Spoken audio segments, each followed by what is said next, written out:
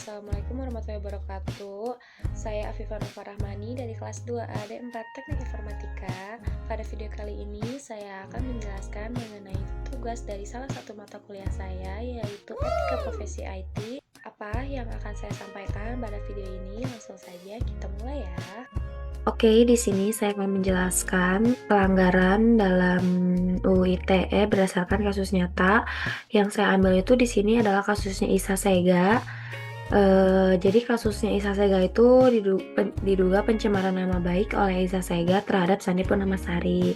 Kejadian ininya itu terjadi pada bulan Januari awal tahun 2025. Pelapornya itu Sandi Purnamasari, pengusaha dan istri dari Gilang yang mempunyai usaha Juragan 99, dan yang dilaporkannya itu adalah Isa Sega.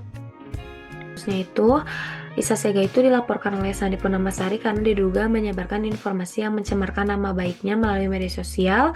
Dalam beberapa unggahan atau pernyataan yang diunggah secara publik, Isa Sega juga menyampaikan komentar-komentar yang merendahkan dan menyinggung nama baik Sandi. Hal ini mendorong Sandi untuk menempuh jalur hukum. Lalu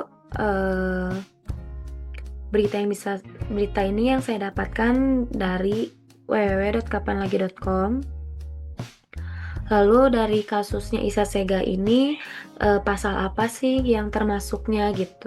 Jadi yang termasuknya itu ada 2 pasal. Yang pertama itu pasal 27 ayat 3, berisi setiap orang dengan sengaja dan tanpa hak mendistribusikan atau mentransmisikan, membuat yang dapat diakses informasi elektronik, dokumen elektronik yang memiliki muatan penghinaan atau pencemaran nama baik.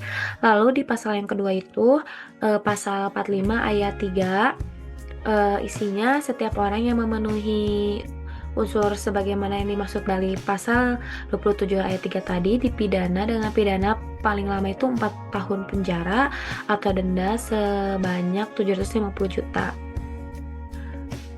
Setelah itu, apa sih korelasinya dengan profesi IT kasus ini tuh? Jadi profesi di bidang teknologi informasi IT ini memiliki peran penting dalam konteks antara lain itu profesi IT seperti admin sistem, pengembangan aplikasi media sosial, dan juga analisis forensik harus memiliki batasan etis dan hukum dalam penggunaan serta penyebaran informasi elektronik. Ada batasnya gitu kan. Lalu yang keduanya itu developer aplikasi harus memperhatikan fitur modernisasi dan pelaporan konten untuk mencegah penyalahgunaan platform. Jadi kita tuh harus pintar-pintar menggunakan media sosial. Lalu yang ketiga ada ahli keamanan cyber dan forensik digital diperlukan dalam mengumpulkan dan analisis bukti digital dalam kasus hukum seperti ini. Lalu yang terakhir itu, praktisi IT juga memiliki tanggung jawab dalam mendukung terciptanya ekosistem digital yang aman, sehat, dan tidak mengandung ujaran kebencian maupun pencemaran nama baik.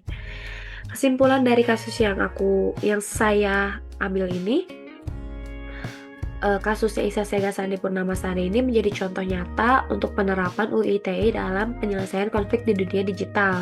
Bagi para profesional di bidang IT, pentingnya untuk tidak hanya menguasai aspek teknis, tetapi juga memahami dimensi hukum dan etika dari informasi elektronik.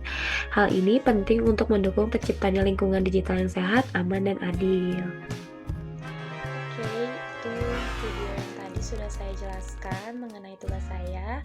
Sekian dari video ini. Terima kasih. Wassalamualaikum warahmatullahi wabarakatuh. Bye-bye.